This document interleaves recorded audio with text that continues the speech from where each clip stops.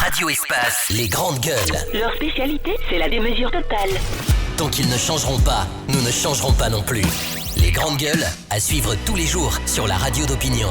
Radio Espace. Les grandes gueules, évidemment, nous allons répartir sur le terrain, vont joindre Aboubacar Souma pour nous dire un petit peu ce que ça a donné, évidemment, en ce qui concerne cette grève. Est-ce que la grève est suspendue ou pas du tout? On essaie de comprendre dans un instant, le temps pour notre réalisateur Ibrahim Prince Diallo de joindre Aboubacar Souma. De ce côté, Madame Yorom, parlons de ce cas de viol.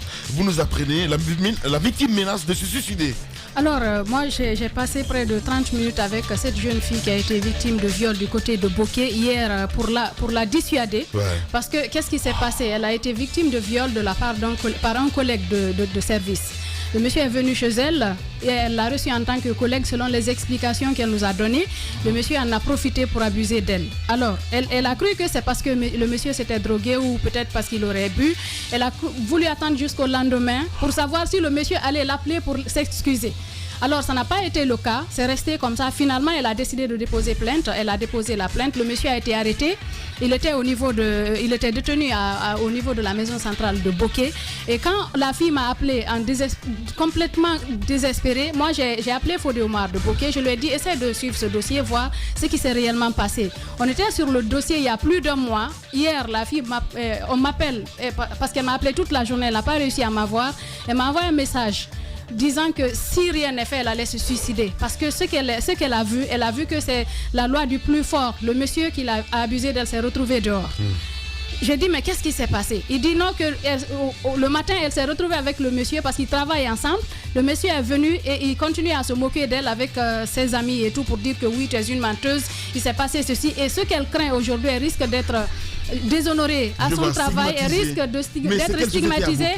Je ne veux pas donner le nom de la société pour protéger la victime. Pour protéger la victime. Ça n'a rien à voir. Même à 100 ans, on peut être violé. Non, elle a plus de 20 ans. Voilà. Mais je ne veux pas donner le nom de la société pour protéger la victime. Ce que je voudrais savoir, quand j'ai appris la chose et qu'elle a envoyé le message à Fodé Omar pour dire qu'elle va laisser une lettre pour moi, une lettre pour Fodé Omar, une lettre pour la justice de Bokeh, parce qu'elle va se suicider, alors automatiquement, nous on a appelé le procureur pour savoir ce qui s'était passé. Le procureur nous a dit que l'avocat du monsieur a demandé d'obtenir une liberté provisoire, qu'à Bokeh ils ont refusé, mais que la décision elle leur a été parachutée de la cour d'appel de Conakry. Qu'à partir de Conakry, le monsieur est venu ici, il a interjeté appel du refus de Bokeh et on a libéré le monsieur. Je lui ai demandé qu'est-ce que pouvait faire la fille. Il a dit que la fille pouvait aussi se pourvoir en cassation pour aller au niveau de la Cour suprême. Maintenant, la crainte, c'est quoi? C'est que moi j'appelle les autorités à faire en sorte que la fille ne se suicide pas. Parce que je pense qu'on peut protéger, on peut assurer la sécurité de la fille, lui garantir que le procès se tiendra en bonne et due forme, qu'elle ne sache pas, qu'elle ne se sente pas, comme on appelle, abandonnée. Parce qu'elle a l'impression que de l'argent a été donné quelque part. Et selon les informations que nous avons eues auprès de nos collègues qui se trouvent du côté de Bokeh, de l'argent aurait circulé. Mais on va essayer de poursuivre le dossier. Moi, je pense que si on cache les identités, les différentes identités, on n'aide pas l'affaire à se poursuivre. Non, la victime, on a obligation de protéger la victime. Pas la victime, si elle décide de parler. Pas la victime, je comprends. Mais le monsieur, la société, le monstre, la société, tout ça, ça peut aider, Madame Yoro. On peut arriver à ça. Oui, je pense qu'il est important de dire c'est qui et où il travaille. Je te dis qu'elle travaille au même endroit que la fille. Mais je ne peux pas pour l'instant dévoiler l'endroit et l'identité. La fille peut décider parce qu'elle-même elle est prête à parler. Le jour où elle décidera de parler d'elle-même, elle va le faire. Mais en attendant, moi en tant qu'activiste, je n'ai pas le droit de dévoiler son identité ici. Allez-y, monsieur. Moi, il y a une chose que je n'arrive pas à comprendre. S'il a été établi, parce que j'imagine que c'est au terme de cela que le monsieur a été pris et qu'il a été déposé en prison, que le monsieur revienne au même poste d'emploi, dans la même entreprise, que l'entreprise ne réagisse pas. C'est ça, c'est pour ça qu'il faut l'entreprise ne peut pas protéger un monsieur comme ça. Du tout. Ça, je ne le comprends pas. Ouais. Et si ça arrive comme ça, je pense que... Mais quelle entreprise? Alors, on reviendra dessus demain. Allez-y. Juste par rapport au cas du colonel Issa Kamara. Vous savez, ce colonel, il a été quand même à un moment donné ici, sous la transition, ministre, une sorte de ministre de la Justice. Il a dit, je me rappelle encore, il a dit il y a 2 articles dans Le Monde, parce qu'on avait complètement mis à l'écart les magistrats et tout ce qui est tribunal. c'est lui qui jugeait des conflits de manière autre au Khalifa Yade. Il a dit avec 2 articles dans Le Monde, c'est la vérité et le mensonge. Il a pu, ça me fait rire parce que lui, lorsque les gens venaient pour trancher leurs affaires, il y avait les Kalachnikovs à côté, il y avait les gardiens. C'est-à-dire il y avait les militaires qui étaient armés.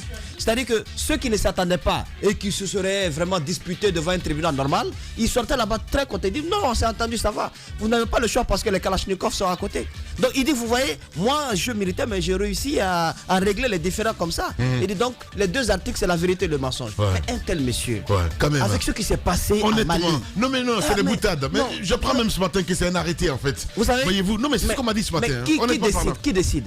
C'est le ministre Yanné qui a pris un arrêté. Non, c'est ce qu'on m'a dit. D'accord. Voilà, c'est ce qu'on m'a dit ce matin. Est-ce que ça ne relève pas quelque chose? Ça ne révèle pas quelque chose? Ça révèle de l'amateurisme. C'est aussi simple que ça. Mais bien sûr. Annoncé comme le commandant du plus grand camp militaire de ce pays. Quand même. Et au même soir, on nous apprend qu'il est maintenant préfet de Yomou. Je pense que il y a Anguille sous roche, il va falloir quand même que Aladji Selou puisse revenir là-dessus. Justement, peut-être c'est une patate chaude. Il me dit qu'ils sont en réunion. Ouais, c'est ça, comme si c'est pas lui qui insistait de passer dans les grandes gueules. C'est qu'on respecte un petit peu les gens. Allez-y. Ce pays-là, on n'est pas sérieux. On n'est pas sérieux. Un monsieur qui a été commandant de camp avec tout ce qu'il a fait à Mali. Vous le prenez, vous le mettez premier responsable de toute vous le bombardez, il faut le dire comme ça. Ça c'est même oui. C'est-à-dire, s'il y avait mieux, on allait trouver ça. C'est-à-dire, parce que, venez à ce camp-là. Moi, je me suis posé une seule question. Pourquoi lui? Et pourquoi à Conakry? Mais après, on voit ce qui s'est passé entre-temps. Ils s'en rendent compte de l'erreur. Préfet, pas commandant de camp, préfet. Plutôt que de recevoir des ordres, c'est lui qui en donne désormais. Après ce qu'il a fait à Mamou, qu'est-ce qu'il va nous faire à Yomou? Waouh. Posez-vous la question. Posez-vous la question. Allez-y, mon cher Moussa.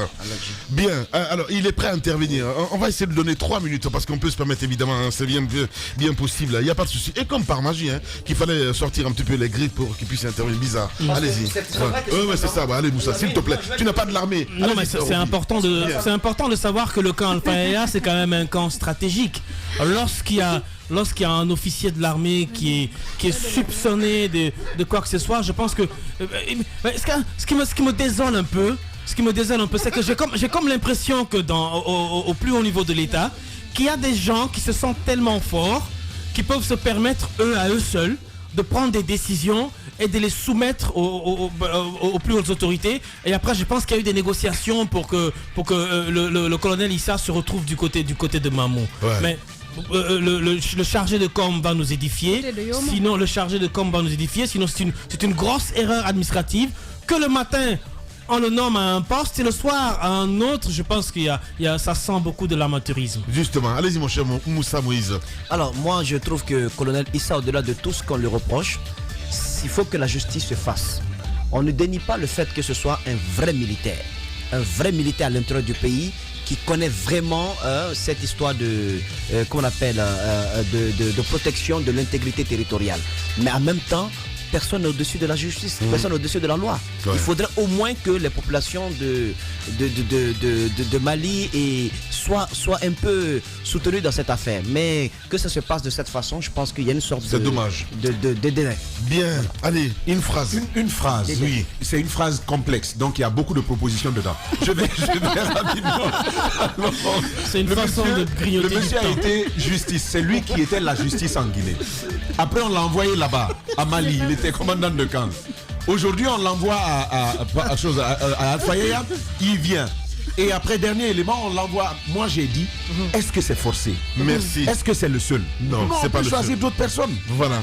Allez, merci à vous tous à l'international. Terminé. Demain, on va se retrouver pour une fois, évidemment, cette équipe type que vous allez retrouver demain dans ce studio pour un autre numéro de Grande Gueule. Allez, bon courage, bon voyage à Boubacar Diallo avec son staff en ce moment en direction de l'AB. Prenez soin de vous. Grand merci à Mamoudou Kondé à la réalisation côté radio. Prince Diallo était là. Merci à Lifo, l'homme de bokeh, à toute l'équipe technique. Allez, prenez soin de vous. Dans un instant, c'est les infos avec Moussa Moïse Silla, son équipe évidemment. Voilà, sinon sur Radio Espace, c'est Arnaud Béchier qui vous retrouve pour Zik. Laisse passer la matinée. Prenez soin de vous. À demain.